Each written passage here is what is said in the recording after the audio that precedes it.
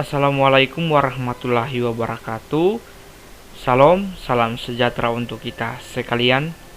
Pada kesempatan kali ini saya akan mempresentasikan tugas studio perancangan arsitektur 2. Sebelumnya, perkenalkan, nama saya Hendrikus Polutuna dengan NIM 20211007. Tugas studio perancangan arsitektur 2, desain pembangunan butik. Kita lanjut pada kerangka berpikir. Kerangka berpikir kita dapat lihat bersama sebagai berikut.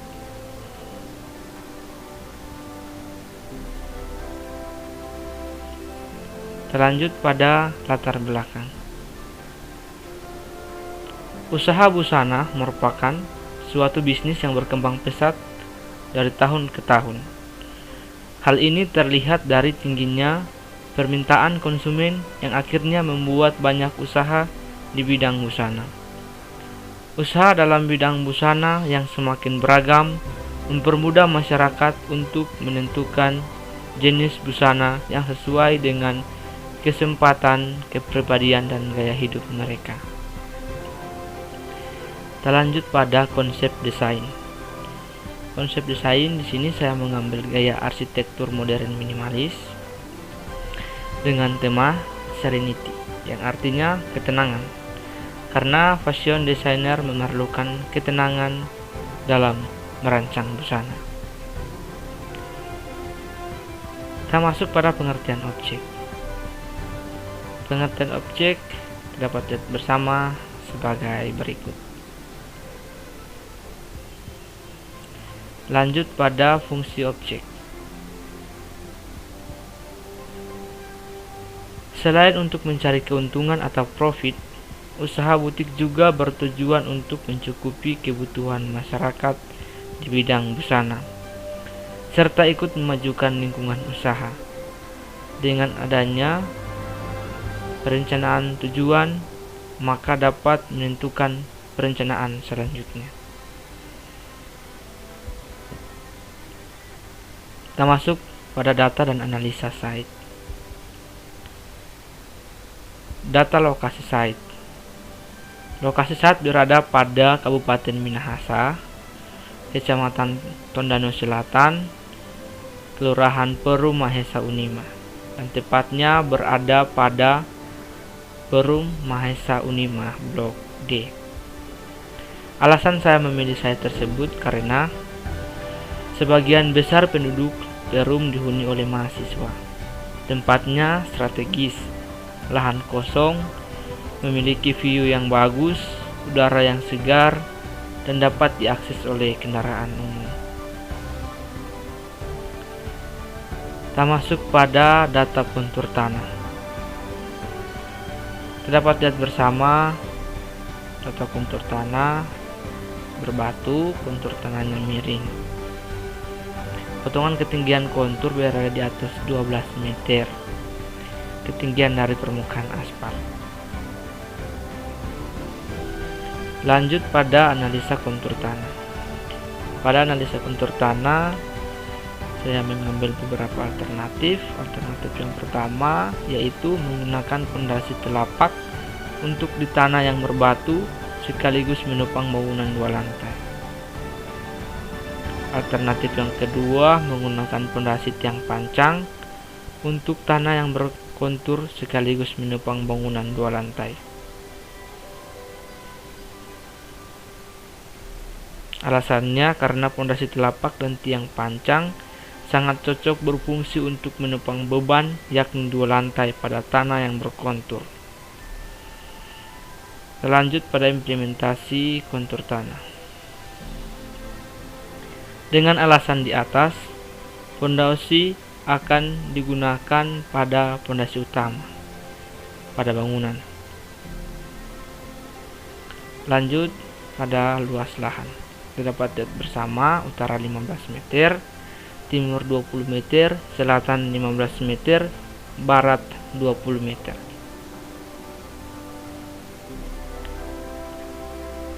Lanjut pada iklim. Iklim terbagi menjadi 3, yaitu pertama angin, yang kedua hujan, dan yang ketiga cahaya matahari. Kita lanjut pada data angin. Pada data angin terbagi menjadi 3 arah angin. Yang pertama, angin dari gunung bertiup pada sore hari. Yang kedua, angin dari lembah bertiup pada pagi hari. Dan yang ketiga, angin dari barat bertiup pada bulan November dan Januari. Lanjut pada analisa angin. Dalam mendesain, penghawaan itu bagian penting dalam mendesain, tetapi harus dilihat pada porsi yang pas. Maka dari itu saya mengambil beberapa alternatif. Alternatif yang pertama yaitu menggunakan double glass untuk menahan angin kuat yang masuk. Alternatif yang kedua yaitu menggunakan vegetasi sebagai alternatif untuk mengurangi laju intensitas angin. Alasannya karena sebagai memfilter kecepatan angin yang masuk dan juga sebagai bagian dari estetika. Maka dari itu perlu ditata dengan baik.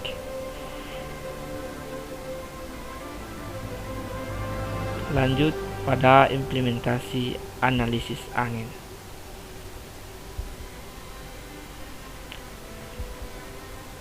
Dengan alasan di atas, vegetasi akan diterapkan pada depan bangunan, sedangkan double glass diterapkan pada dinding depan dan belakang bangunan. Masuk pada data curah hujan. Kita dapat lihat bersama curah hujan Kota Tondano. Curah hujan terendah adalah 75 mm pada bulan September, sedangkan curah hujan tertinggi adalah 315 mm pada bulan Januari.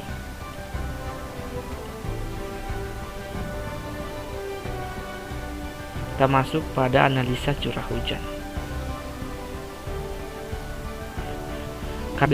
Berada di daerah tropis basah yang memiliki curah hujan yang cukup tinggi, maka saya mengambil beberapa alternatif. Yang pertama yaitu membuat saluran air dalam site agar taman depan site tidak rusak. Berikut gambar. Alternatif yang kedua yaitu membuat sumur resapan air hujan, menghindari banjir karena curah hujan yang cukup tinggi. Berikut gambar. Berikut implementasinya.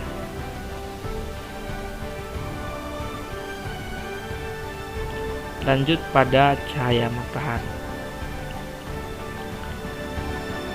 Penerimaan cahaya matahari pada pagi hari dimulai pada 06.00 PM karena lokasi berada di perbukitan. Pada pukul 12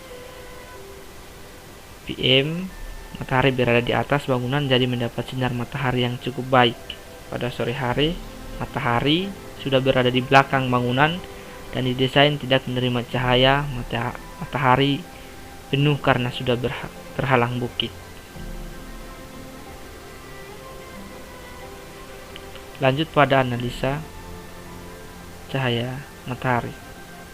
Pada perancangan bangunan ini, pencahayaannya sudah cukup baik, tapi pada sisi lain pasti satu sisi yang mendapatkan sinar matahari lebih dan ada juga yang kurang. Maka saya mengambil beberapa alternatif. Yang pertama yaitu double glass, bisa difungsikan untuk mengurangi radiasi pencahayaan yang masuk pada bangunan.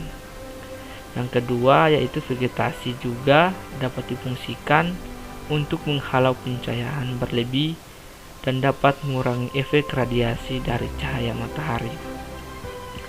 Alasannya karena jenis double glass memiliki keunggulan ganda selain menahan radiasi, sedangkan vegetasi berfungsi untuk menghalau pencahayaan dan juga radiasi.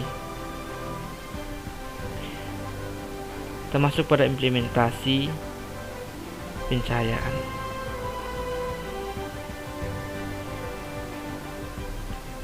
Dapat lihat bersama sebagai berikut. Masuk pada data kebisingan. Pada data kebisingan, suara terbagi menjadi dua, yaitu suara standar dan suara paling kuat. Suara standar berasal dari hewan yang ada di pepohonan samping dan belakang side. Sedangkan suara paling kuat yaitu kebisingan berasal dari kendaraan yang melintas di jalan depan side.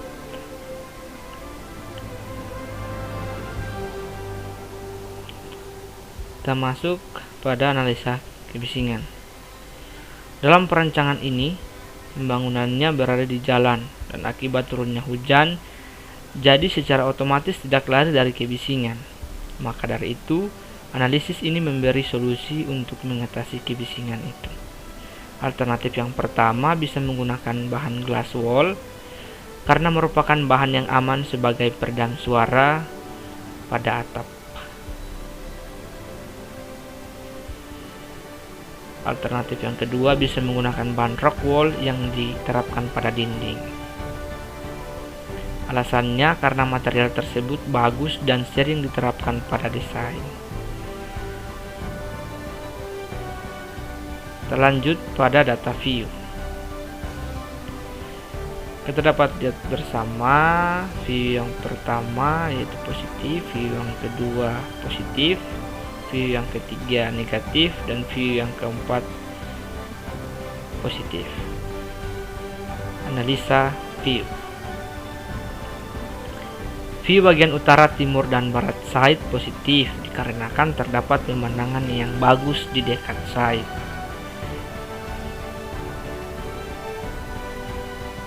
Sedangkan view bagian selatan negatif dikarenakan terdapat semak-semak yang tidak enak dipandang.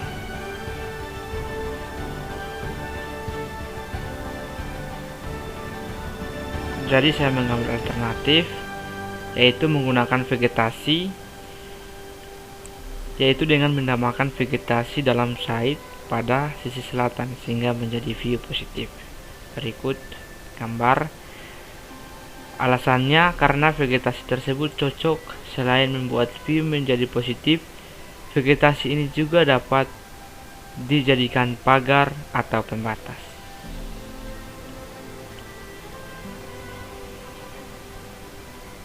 Terlanjut pada aktivitas pengguna.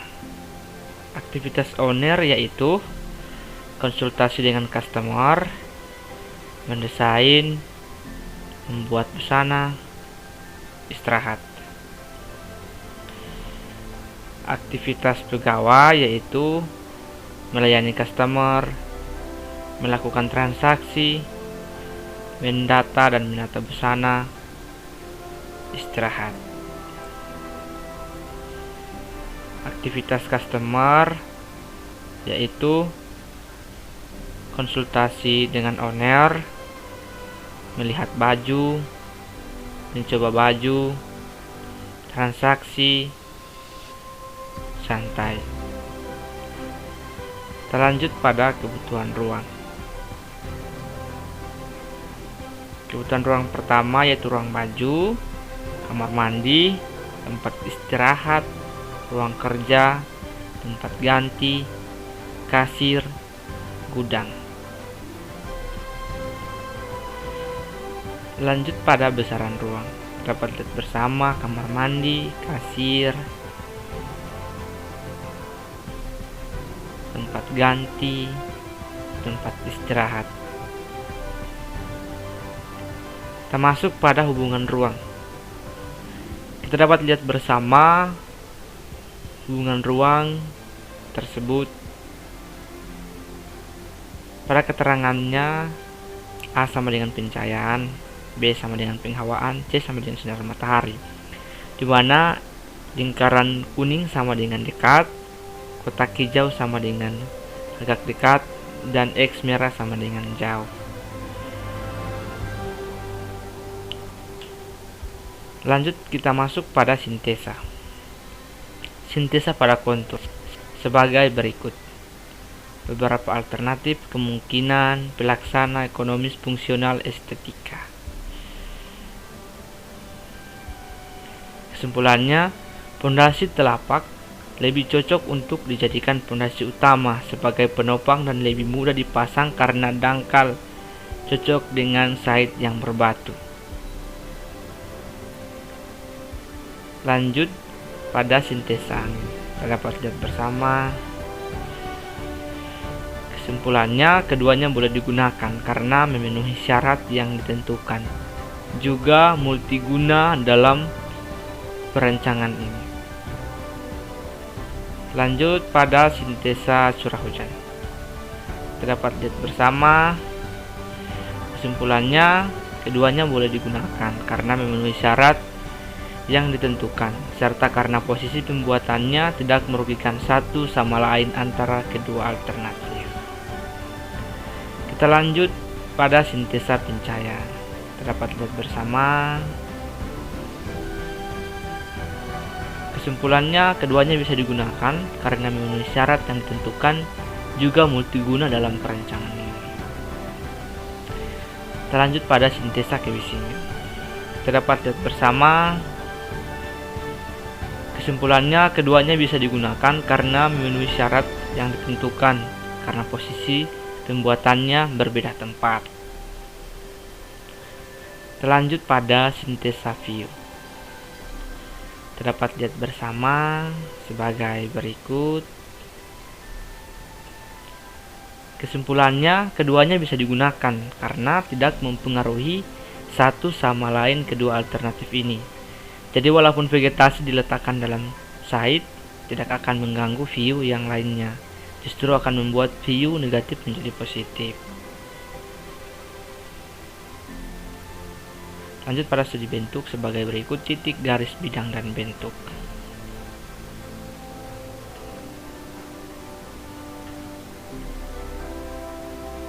Sekian dari saya, terima kasih. Bila ada kekurangan saya mohon maaf. Assalamualaikum warahmatullahi wabarakatuh. Salam sejahtera untuk kita sekalian.